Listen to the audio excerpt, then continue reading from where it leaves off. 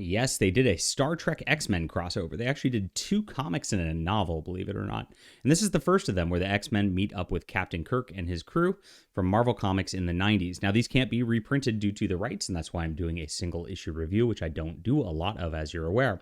But I got this because the Eagle Moss collection of Star Trek was missing some stuff up until the IDW era, and these 2 issues and then some issues from DC Comics run, and then that was it. It was everything. So I wanted to get all this so I could have everything. As you can see, it's got beautiful Mark Silvestri art. This is like, I opened this like thinking, oh gosh, this is gonna be some phoned in nonsense crossover.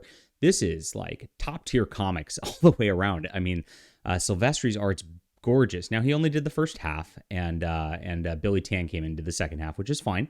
Yeah, David Finch did 1 page, which is cool too. Love David Finch.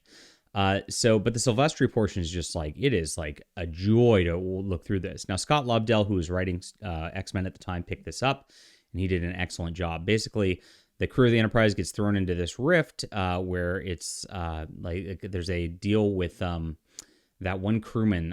Gosh, why am I blanking on his name when I just read this? It was the one who became a god and all that, and his corpse kind of got reanimated by Proteus in the X-Men times. And so they end up on Earth, and they end up in the X-Men compound, and then they meet each other. There's a classic joke where it's like somebody goes, "Dr. McCoy?" It's Nurse Chapel, and both Hank and Dr. McCoy go, "What?" It's right here.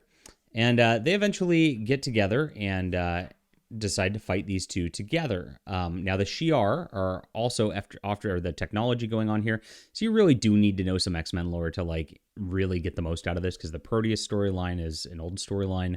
The Shi'ar are an alien race. It's kind of tough to follow if you're not an X-Men fan. There's some like future past stuff going on with this also, but this is written for people who like know the content. And of course, the Star Trek episode references a specific episode, so you should kind of know that too. So they eventually do take down the villain and go about their merry way, and they actually figure out a way to get back to their own timelines and fun stuff. And then they have a ton of different pinups and stuff in the back. So a lot of pages of extras rather than just the book itself. So this was like a 9 out of 10 for me. Like I said, though, be careful if you are not very well familiar with both franchises. I don't know how it will play for you. I think both are necessary for the understanding. Leave a comment down below with what you think about this. Hit that like and subscribe button. We'll be back soon.